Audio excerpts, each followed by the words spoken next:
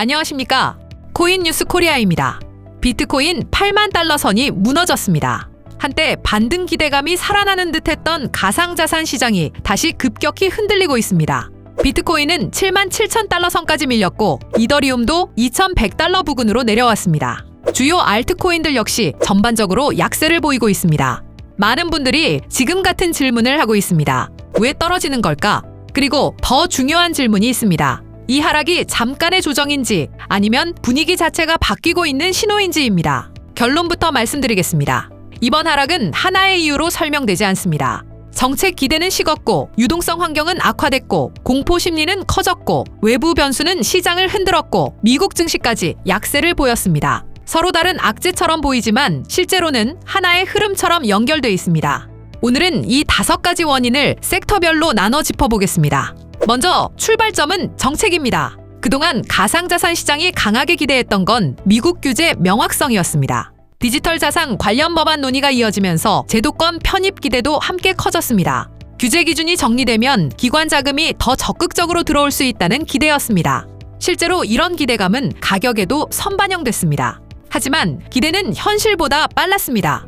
법안 논의가 예상만큼 속도를 내지 못하면서 규제 불확실성이 다시 부각됐고 기대감 위에서 버티던 가격도 흔들리기 시작했습니다. 들어올 것으로 예상했던 자금이 잠시 관망세로 돌아선 겁니다. 이때 시장을 더 강하게 압박한 건 거시경제 변수였습니다. 최근 미국 소비자 물가와 생산자 물가가 예상보다 높게 나오면서 인플레이션 우려가 다시 살아났습니다. 연준의 조기 금리 인하 기대는 빠르게 후퇴했고 미국 10년물 국채 금리는 4.6% 부근까지 올라왔습니다.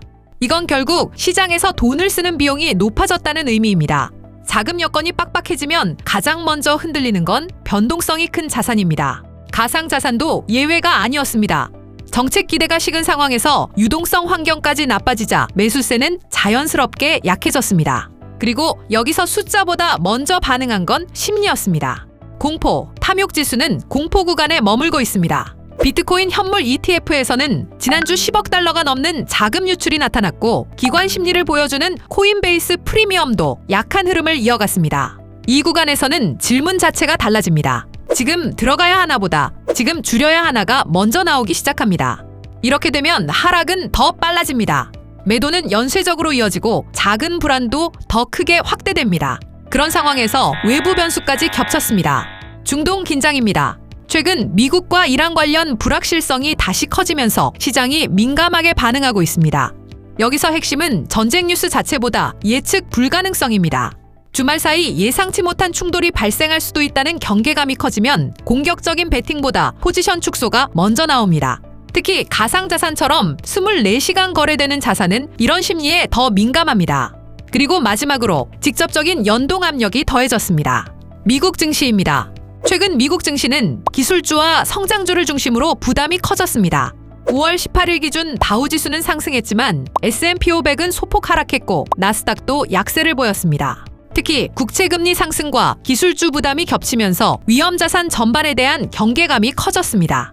반도체와 성장주 약세가 나타나면서 위험자산 전반이 흔들렸습니다. 과거와 달리 지금 가상자산은 따로 움직이는 시장이 아닙니다.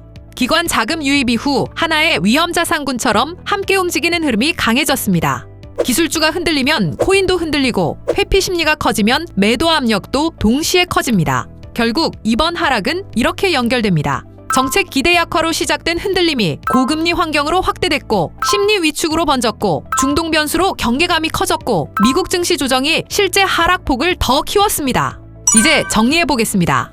이번 가상자산 시장 하락은 단일 악재가 아닙니다.